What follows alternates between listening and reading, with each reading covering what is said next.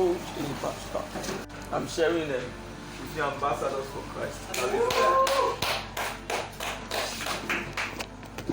2 Corinthians chapter 5. Reading to verse 20, 14 to 20. Hallelujah. It says, for the love of Christ constraineth us, because we thus judge that if one died for all, then we are all dead. And that he died for all, that they which live should not henceforth live unto themselves, but unto him which died for them and rose again. Wherefore, henceforth, know we no man after the flesh. Yea, though we have known Christ after the flesh, yet now henceforth know we him no more. Therefore, if any man be in Christ, he is a new creature. All things are passed away. Behold, all things are become new.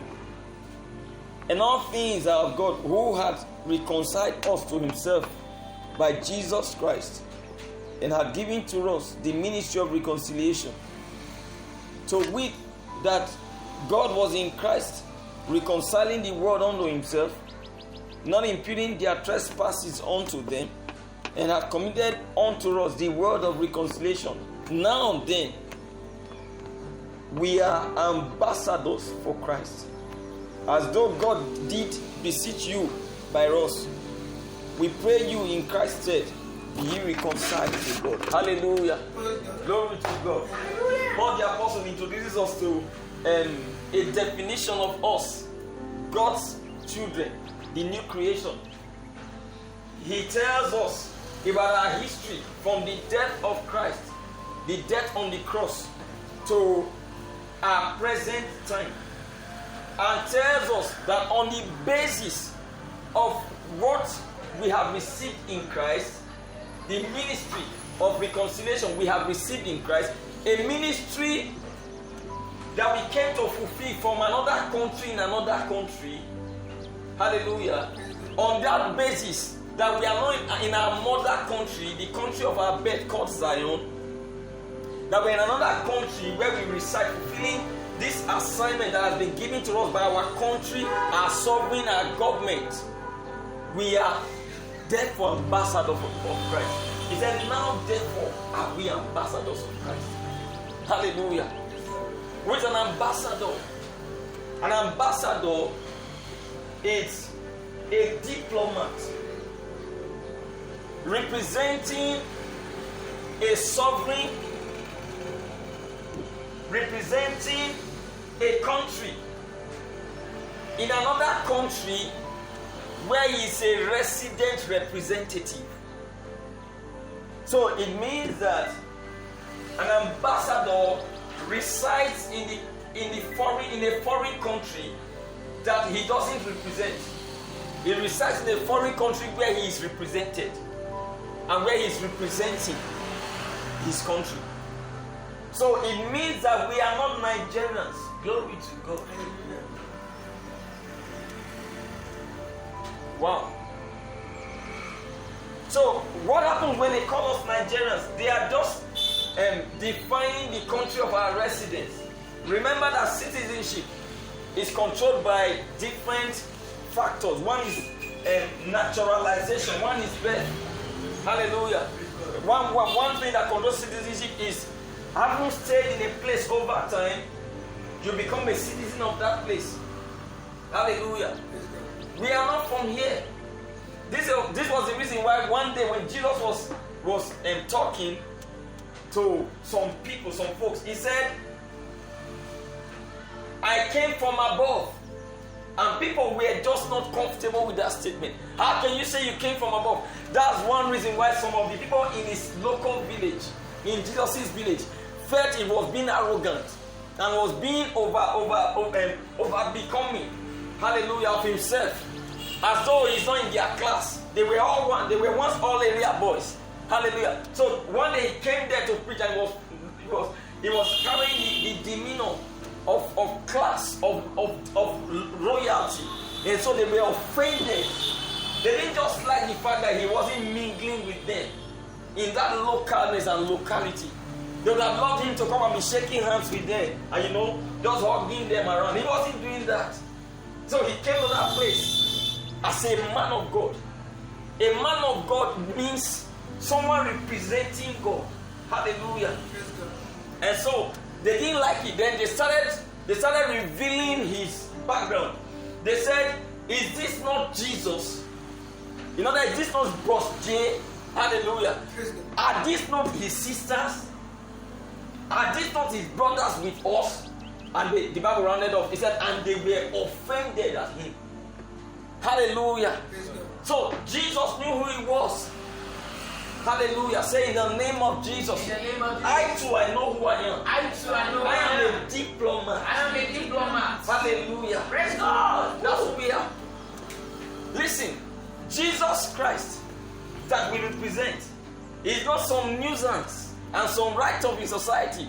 You see, it's to an extent natural with some of you or some people who, because of the kind of pastors and ministers and children of God and Christians they've met, that you've met in your grown-up years, whenever a man is a pastor or someone is a Christian or someone is a serious believer, you begin to see someone who is confused. That's how the world sees most Christians. Like people who are living a wrong life, like people who have missed it, like people who are wasting time, like people who don't have work to do, like jobless people, like a nuisance in society. Hallelujah. Those are the ones who don't know who they are. Those are believers who don't know who they are. Those are ministers who don't know who they are, not someone like me. Glory to God. Hallelujah. I am a diplomat. I am class. I am royalty. And I don't live less. Offline, online. I don't live less. I don't form it, I am. You know what I form? That's who I am. Hallelujah. That's how I relate to my parents, my siblings. I don't go hugging and shaking hands with them. I stay in my class. I'm in my class. When I come, everywhere is put in place. Hallelujah. Like a president is visiting. Not now, right from time. It's a sense of who you are. They don't do that for all my siblings. But they do it for me when I'm coming. Hallelujah. And I am like last born. Last mate. Why is it like that class? When we were growing up, they used to tell us that it is how you carry yourself and how you dress yourself, how you address yourself. That's what determines whether your in-law will give you mortar to pound yam for them or they will pound yam for you. There are in-laws that can't dare to tell you to help you, to help to clean their father's car. They can't dare. They can't say it. Hallelujah. For instance, I married from a family.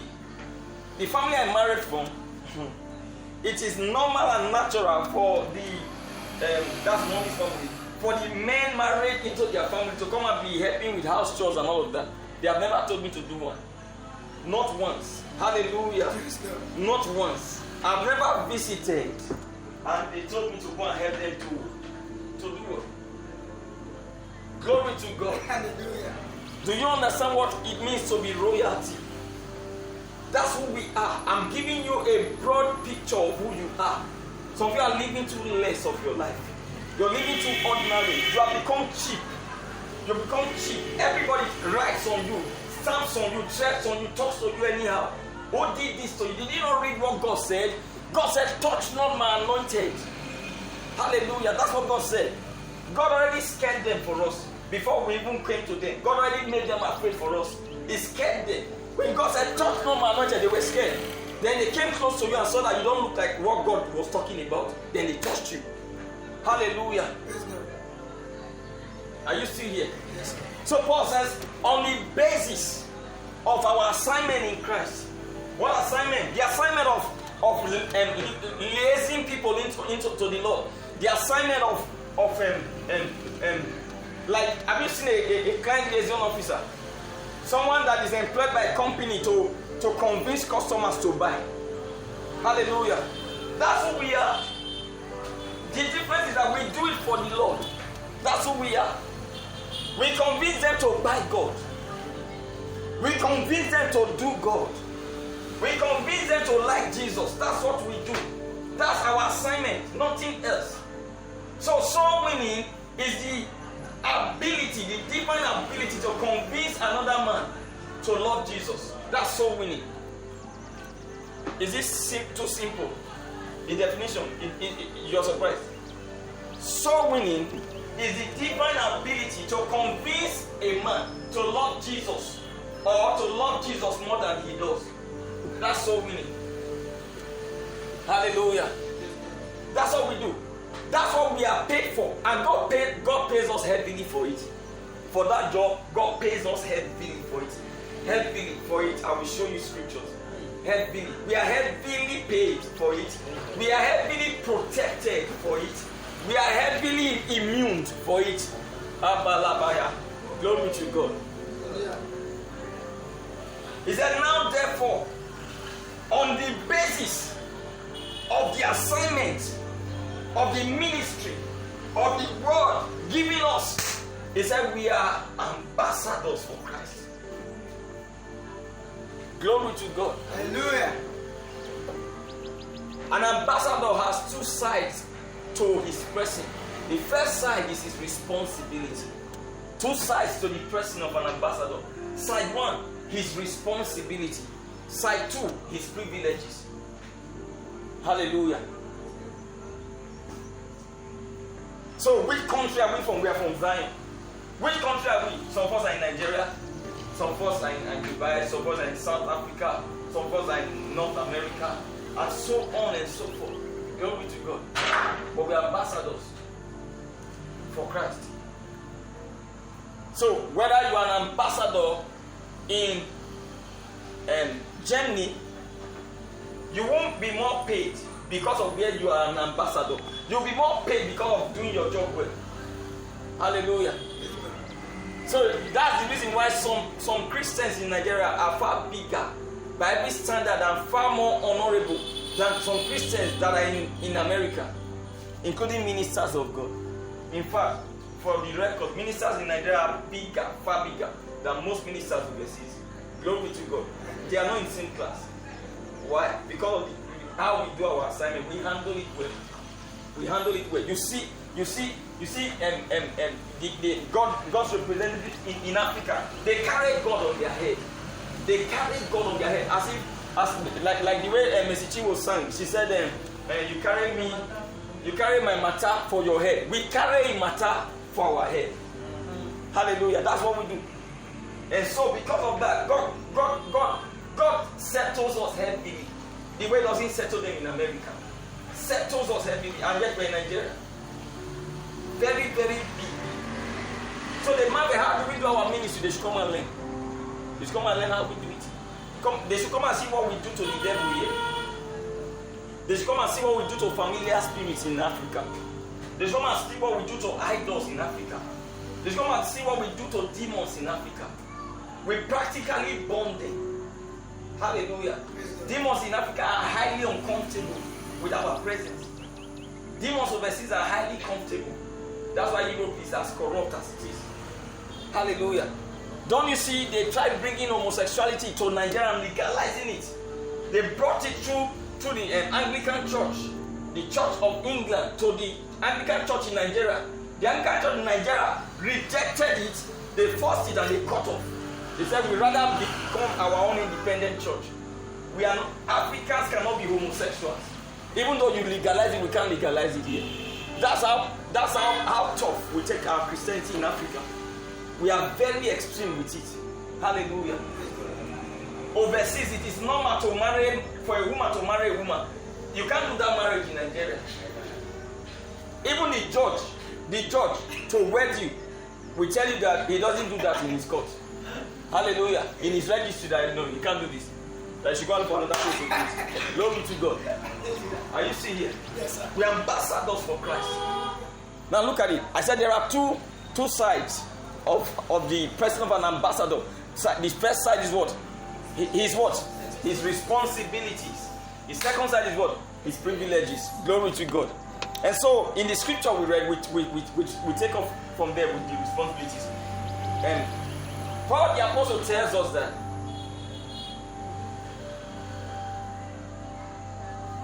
The love of Christ constrains us, so we do it for love. We don't do it for the pay. Those who do it for the pay don't get paid. Because God doesn't like hirelings. Hallelujah. God loves shepherds, not hirelings. Who is a hireling? A hireling is someone that does a job because he's being paid.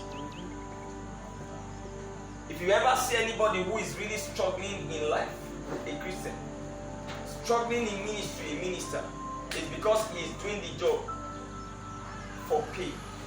It's the financial gain that brought him in. So that's why he's having a hard time. When he turns his eye, when you turn your eye away from the gain, the material gains, the materiality, to the love, to God, then the gains will come. Some of us find ourselves getting serious with church because of the things that are not working in our life. We want them to work. So that's why we are serious with church. You are pursuing God for the gains. You can't catch God that way. You can't catch him that way. Hallelujah. You can't get God like that. Some of us are serious with prayer because things are not working in our life. You can't get God through like that. You won't get him that way. You want to get God? There's just one way to get God. Love is how to get him. Hallelujah. If you approach him for love, the motive is already right. He will manifest himself to you. Jesus said, if any man love me, he said we. He said me, but now said we. We will pack from heaven. We will pack our load from heaven. We will come and make his house our house. If any man love me, he said we will pack from heaven, and his house will become our heaven. That's where we will be staying. If any man love me, we will make our abode with him. Have you ever read it before? You read that scripture? Let me show you. It's in John. Hallelujah. So Paul says, for the love of Christ is the constraint for being ambassadors. Real ambassadors are constrained by love, not by material gains. Constrained by love. Hallelujah. Praise God. Constrained by love. If you carry up the work of preaching because of what you want in your life, what you want God to be doing in your life, you will soon be frustrated. Hallelujah. Because what God does is that at the beginning of vetting your motive, he withdraws privileges. So you find yourself serving the Lord in your mind, and you are not getting blessed in your mind. You are not seeing the blessing. God is vetting your motive. What did he tell Israel? He said, I made you eat manna to know what was in your heart. For 40 years, I made you eat manna. I wanted to bring out what was in your heart, and to make you know that man does not live by bread alone. Hallelujah. Praise God. John chapter 14 verse 23. John 14, 23.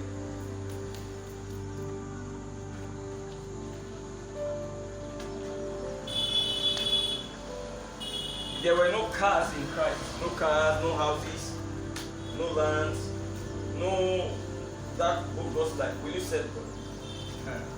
Hallelujah. Some of us will still serve him. Because those things are not what brought us to him. I will serve him. Hallelujah. I will. Without those things, I will gladly do it. Are you still here? Alright, John 14, 23. Are you there? He said, Jesus answered and said unto him, if a man love me, take no singular me, he will keep my words, and my Father will love him, and we will come unto him. In other words, we will pack from heaven.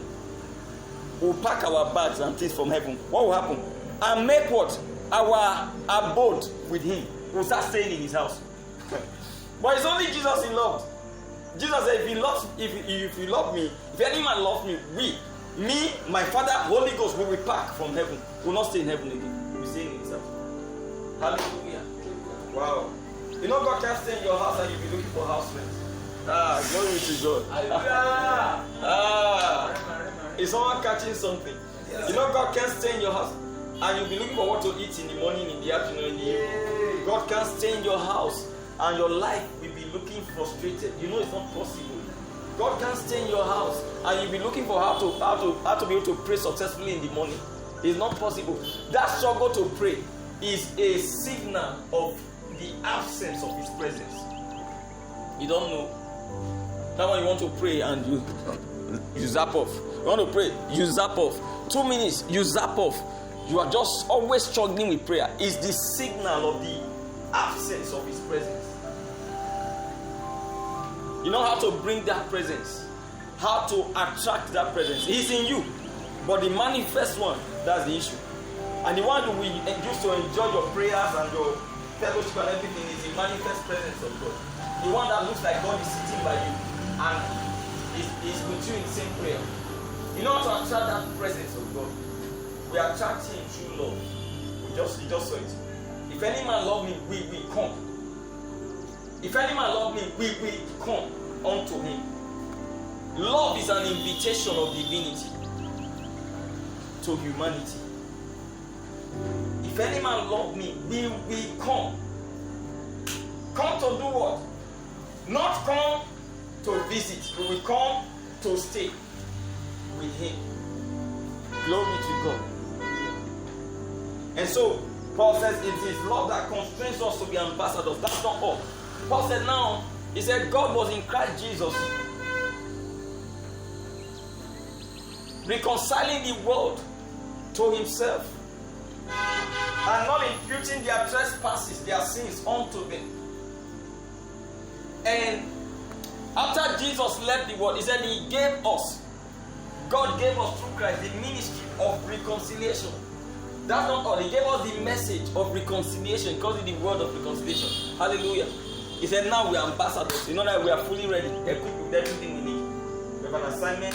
Now who is that ambassador? Every man in Christ, every believer in Christ is an ambassador. Hallelujah. Legally or vitally, it is those that take up that assignment, that role. The role of communicating the love of Christ that become real ambassadors indeed. Glory to God. Hallelujah. You see,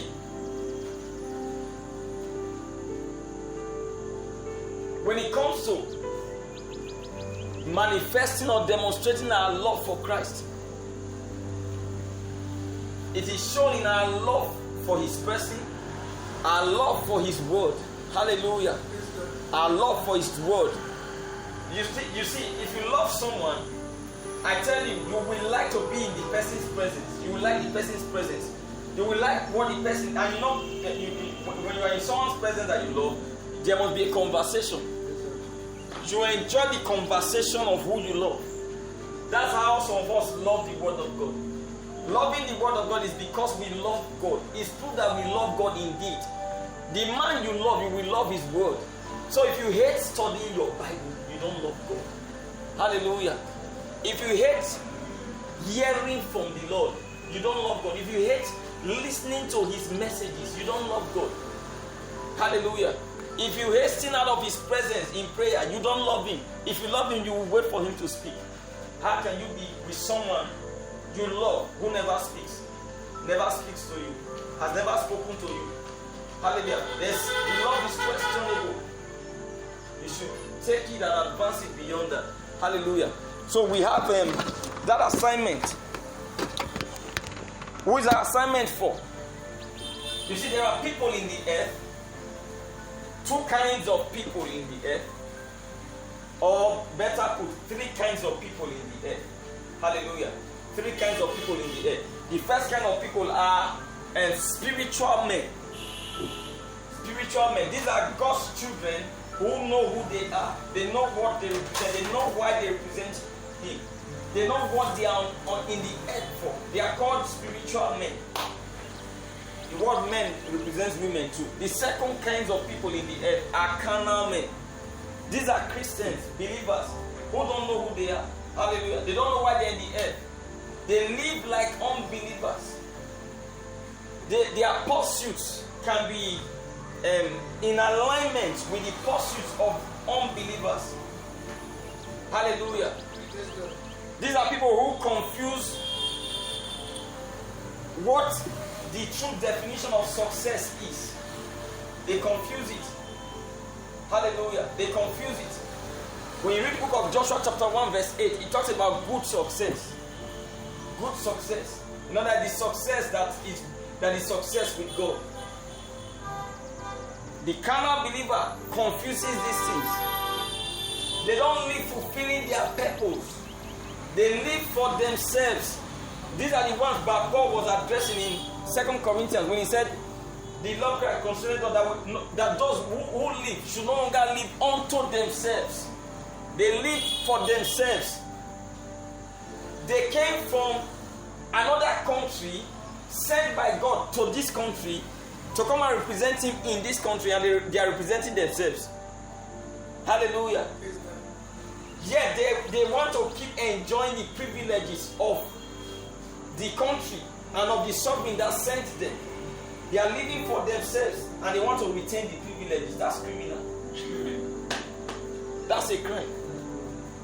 Glory to God. Hallelujah. Those are the second kinds of people. The third kind of people are people who don't even know God. Those ones are said to be dead. They don't know Jesus. They don't know Jesus specifically. They don't know Jesus. They may be in a religion. They may represent a religion, but they don't know Jesus. They only know Jesus as a name. They have a scientific knowledge of Jesus. It's called gnosis. Hallelujah. So you ask someone like a Muslim, who is Jesus? He tells you that Jesus is one of the prophets. That's scientific knowledge. It's factual knowledge of Jesus. Fact. Knowledge of facts. Hallelujah. That's what they have about Jesus. They don't know Him.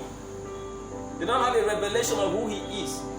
These are the 10 kinds of people. And so, as ambassadors, who do we reach out to? 2 types of people.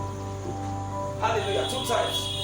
The first type of people who are spiritual men, we don't bother to reach out to those of. We know they understand purpose. Hallelujah.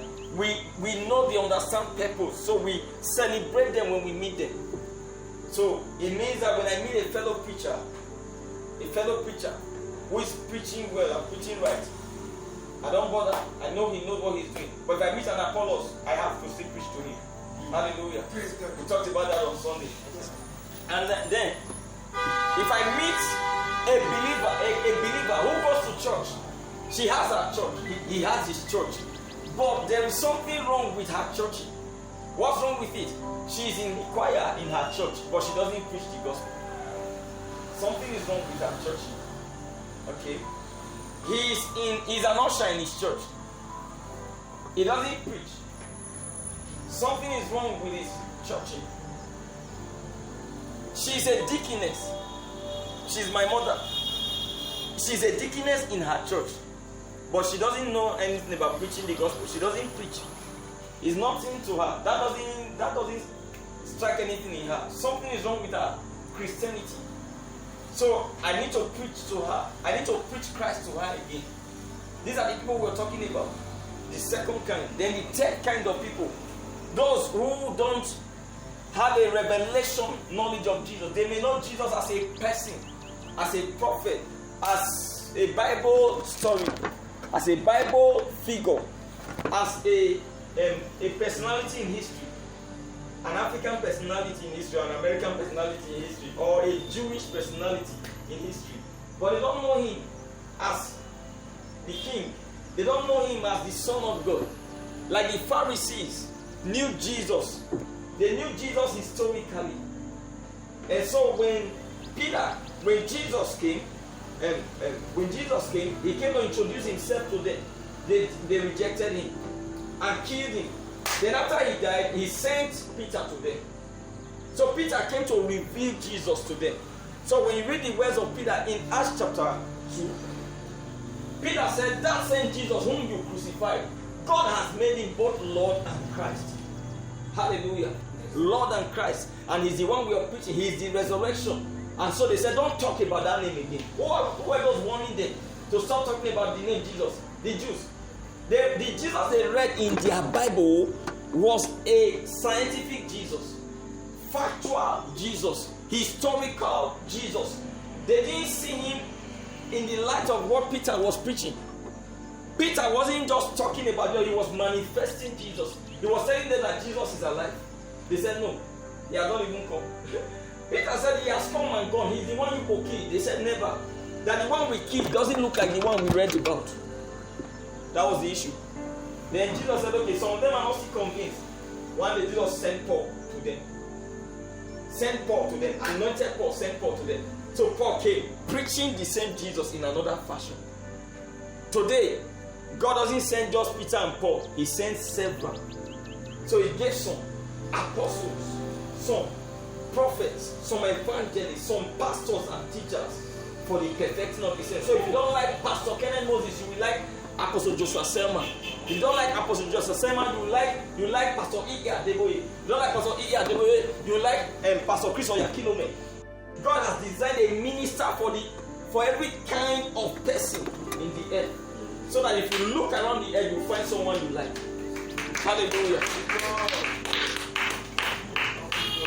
Because Peter and Paul were not just enough to handle the ambassadorial role. Glory to God. And so, the third kind of people are those who don't know Jesus by revelation. They know him scientifically. They know him factually. So these are the people we take our message to. Hallelujah. So what's our ambassadorial work about? It's about making them love Jesus, making them know Jesus, making them find Jesus, making them enjoy the life in Christ. So when we come to them, what do we tell them? We tell them that Jesus came, that they may have life and have life more abundantly. That Jesus is resurrection and life. Hallelujah. That if their business is dead, he can give it resurrection. If their finance is dead, he can resurrect their finances. If their health is dead, he can give them life in their health. If they are sick, he can heal their sickness and diseases. Hallelujah. That's why the Lord Jesus told them that they should come unto him all they that labor and are heavy laden, and he will give them what? Rest. What kind of rest? Rest in the area you are troubled. That's all. Jesus Christ is a blank check for all man's problems. This is our message. This is what we are paid for. God heavily pays us for it. Now let's move to the benefits. Hallelujah. Glory to God. In 1 Corinthians chapter 9, verse 14, Paul says, God has ordained that those who preach the gospel should live of the gospel. Hallelujah. Those who preach the gospel should live of the gospel. It's an ordinance. So the moment a man begins to preach the gospel from one man to another man, operating as a diplomat, a spiritual diplomat in the earth, he begins to have rewards of the gospel. He said God has ordained that those who preach the gospel should live of the gospel. It's an ordinance. The gospel will feed them. Hallelujah. In increasing measure, as they increase it, they get fed. Now, the reason why sometimes at a level it doesn't look like you're getting fed or you're being fed from the gospel is because apprentices are not paid as apprentices. Hallelujah. So when people are still apprentices, nobody pays them. That's the reason why you can drive your car to a mechanic workshop and there are boys everywhere. They fix the car, put things in order, and everything is in place. Who do you pay to? You don't pay to the boys. You pay to the boss. When you pay to the boss, it doesn't come sharing for the boss. If he wants to share, he just gives them transport or mineral or malt if they really did a lot of work. Apprentices are not paid on duty. That's the reason why some people appear to not to be receiving benefits of the gospel. You are still an apprentice. God is still training you. You that you stand before a convert, your mouth is shaking. God said this ambassador needs training. Hallelujah. You that you stand before a convert, you forget John 3:16. Suddenly, it becomes John 3:14. Hallelujah. Then you want to quote it. For God loves the world and sends Jesus. And we have everlasting life. Hallelujah. That one he won't try. Glory to God. This is what an apprentice does. He forgets spanner inside the boot of the man's car. Then the boss is looking for spanner 12. Spanner 12. And he can't find it. And the guy knows he's the one. And does like he doesn't know how he got this. It's in the man's jeep. Hallelujah. Are you getting it? Yes, sir. This is why it appears that you're not getting paid. You are an apprentice. God says, why should I pay for mediocrity? Do you get it? Yes, sir. You got to get this thing well. Like what I'm preaching now, when it's under review, come listen to it. You will marvel if it's this message, the same person is preaching. This one I'm preaching. You will marvel. Is this the message Papa taught? Now, some years ago, I can't teach it like this. To teach soul winning, that's to just be like something that is one way, one-sided, and it won't bless much. But not anymore. I passed that level. Hallelujah. I can teach it like something a businessman can enjoy. And yet it's so winning I'm teaching. With so much relaxation. Why am I so relaxed? It's what called competence. Hallelujah. Competence. You increasingly become competent in what you do. Over time, you become, you gain mastery over what you do. You become competent. So when you communicate it, someone likes your gospel. The way you preached it. Glory to God. Hallelujah. Are you following? Yes, sir. All right. Another thing that makes people not get paid on this job is because of their level of willingness. Some people preach by force. Some preach not willingly. They don't preach because they want to be. They preach because they happen to be in a ministry that's a soul winning ministry, an evangelical ministry. And so in that kind of church, everybody has to go preach somehow from time to time. And so this sister is on the move. Left to her, if she was given the chance to preach, she won't preach. If he was given the chance to preach, she won't preach. If she had the whole decision to make, she won't make that decision to preach. You see, now Paul says, if I preach the gospel willingly, he said, I have a reward. He said, but if against my will, he didn't say I have a reward too. 1 Corinthians, write it down. 1 Corinthians chapter 9, verse 17. 1 Corinthians 9, 17. If I preach willingly, I have a reward. If against my will, he doesn't say I have a reward. Hallelujah. Glory to God. Now, what are the benefits of preaching this gospel? Glory to God.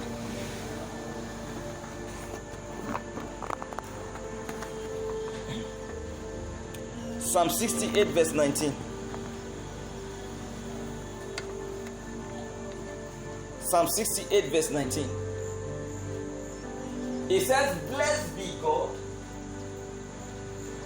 which daily loadeth us with benefits. Daily. Yes. Daily loads us with benefits. Daily loads us with benefits. When I was studying on the privileges, this is the meaning of a privilege. A privilege means three things. 1, right. 2, immunity. 3, benefits. I'll tell you what the 3 mean. 1, right. A privilege is a right. A privilege is immunity. A privilege is benefit. What's a right? Why would the Lord Jesus come and teach that we should pray to the Father, give us this day our daily bread? That looks like it's your right. That doesn't look like it's a privilege. Like it's that doesn't look like it's something that God does if He likes to do. He said, tell the Lord, give us this day our daily bread. That looks like it's by force, right? It looks like it's what you are entitled to. For instance, I prove it to you. Eating breakfast under your dad, is it something that if he likes he should do it? I want to ask you a question. You are in your daddy's house. You are in your dad's house. Is money? Is money? Is eating breakfast something he should do if he likes? He must do it. He doesn't have to like it. Anywhere he wants to find money for breakfast, he should find it. Though I know that there are irresponsible dads. I know. Some of us grew up in those kind of homes. But some of our parents were not irresponsible. Hallelujah. Some of our parents were very responsible. That we wake up in the morning, not give mommy money, and go out to go and drink. And anything that the children find they should eat. That's not a dad. That's not a dad. That's an irresponsible man. Hallelujah. So we measure dads by God. Give us this day our daily bread. It means it's your right. That's one of the meanings. Hallelujah. Now, it tells us that he daily loads us with benefits. Another meaning of the word privilege is immunity. What's immunity? It's from the word immune. The word immune means protection. Protection from something. Hallelujah. So a man can be immune against diseases, immune against sicknesses, immune against... There are different immunities that exist. Hallelujah. So one of the privileges of us, ambassadors for Christ, is immunity. The first immunity God gave us is touch not my anointed. Glory to God. Touch not my anointed. That's what God said. He wasn't talking to a man. He was talking to all of creation. When God said touch not my anointed, he was talking to spirits. He was talking to demons. He was talking to wicked men. He was talking to every kind of thing that exists. Touch not my anointed. It's called immunity. And do my prophet no harm. Hallelujah. Is sickness touching your body? You say, listen, you fever. Have you not heard and have you not read that the Lord says, touch not my anointed? Now get out of my body. That's enough grammar to believe. Glory to God. Hallelujah. He says, touch not my anointed. So you can't touch me. Now get out of my body before the boss gets to know. Come on now. Before my child gets to know. Hallelujah. Touch not my anointed. Immunity. Is that all? That's not all. Write down Psalm 119 verse 165. It says, great peace have those that love thy law, and nothing shall offend them. Hallelujah. Who is it referring to? Those that love thy law. It's referring to two kinds of people.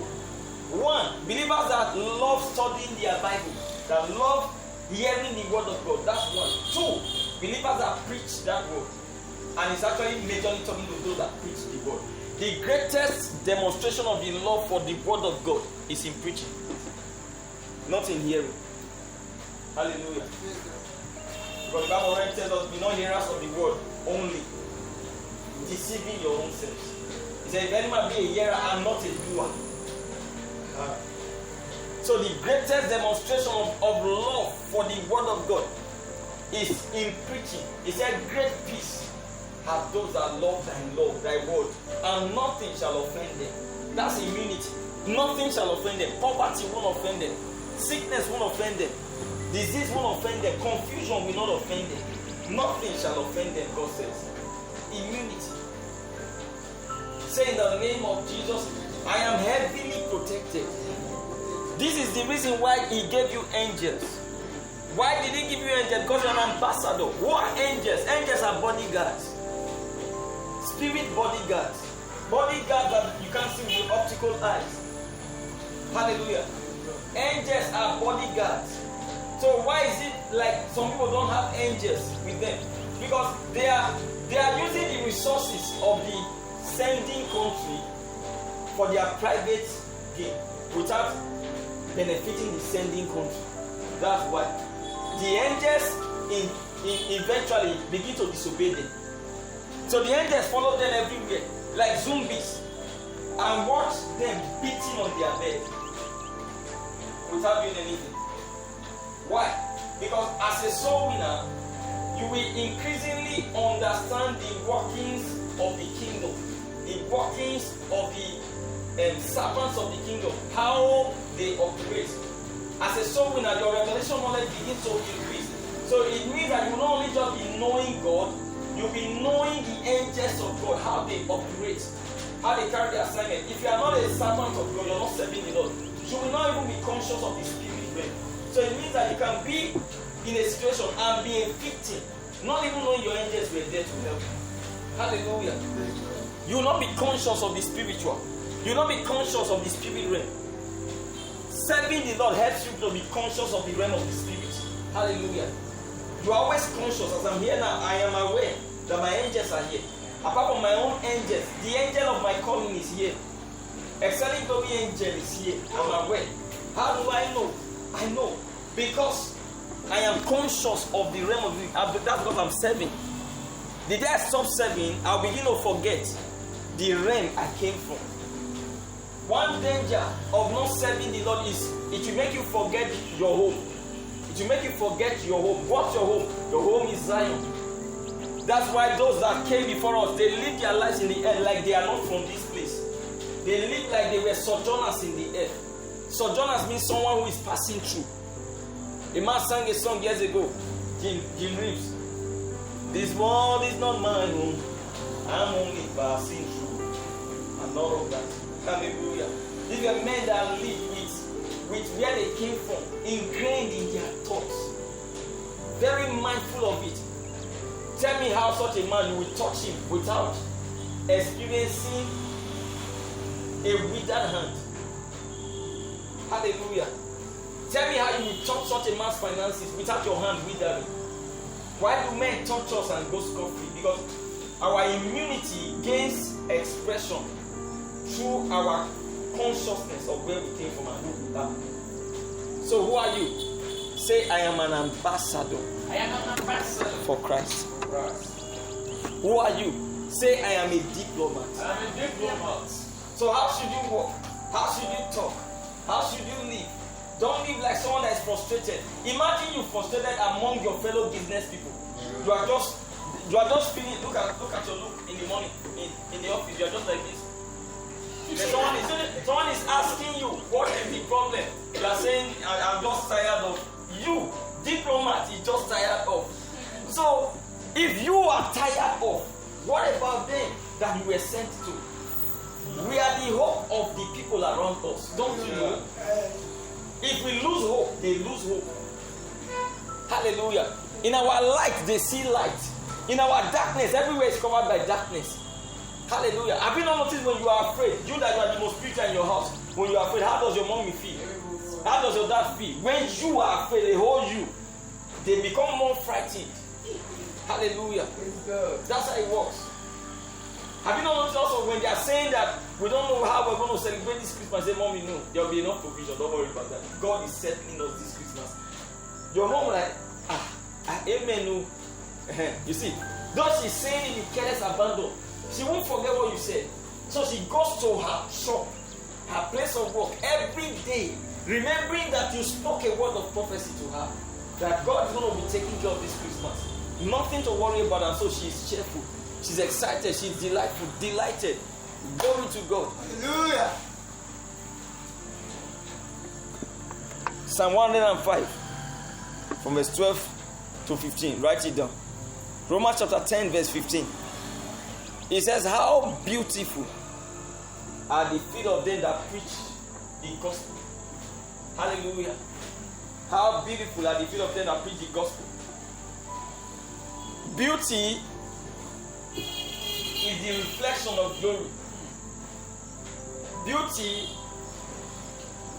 is the expression of glory. Hallelujah. When God sent Moses to make garments for Aaron and for his sons, Exodus 28 verse 2, God said it will be for glory and for beauty, not for beauty and for glory. It is glory that is the custodian of beauty. Beauty is because of glory.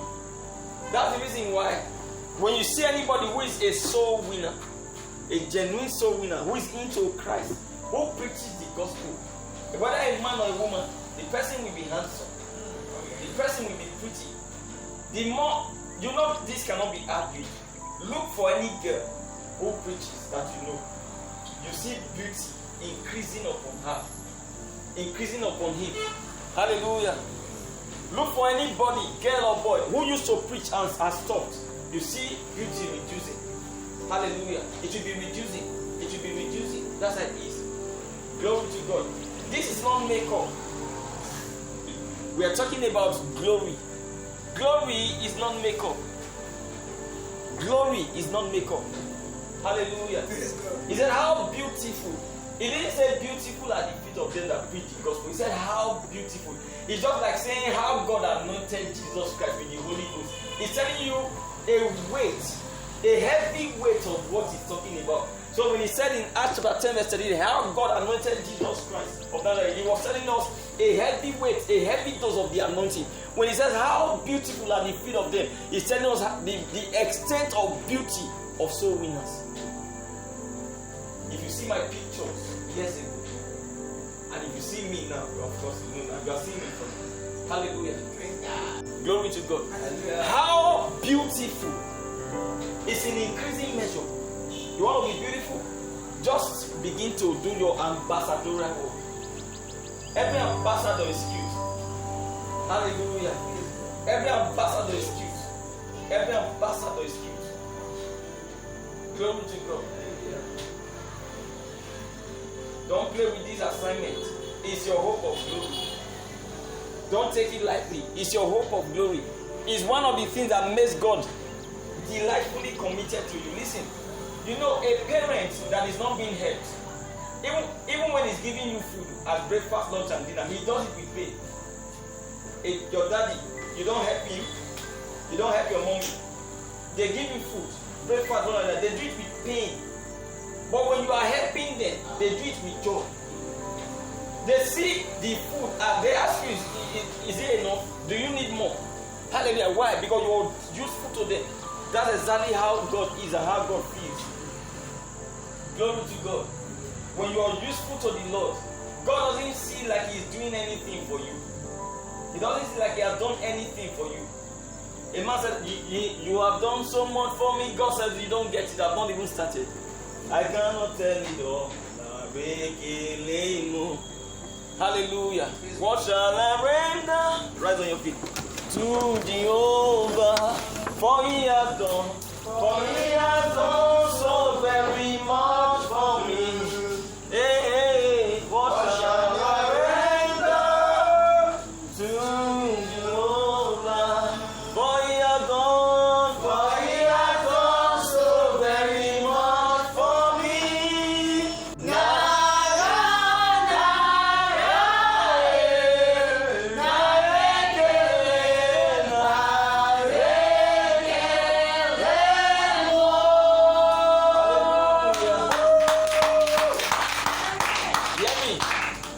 The beauty of a soul winner is more than the physical look. It's everything that has to do with your life. It will beautify your finances. It will beautify your family. If you have children, it will beautify them. It will beautify your marriage. It will beautify your relationship. It will beautify everything that has to do with you. God doesn't play with His soul winners. He doesn't play with them. He will go every way to make your life colorful. Hallelujah.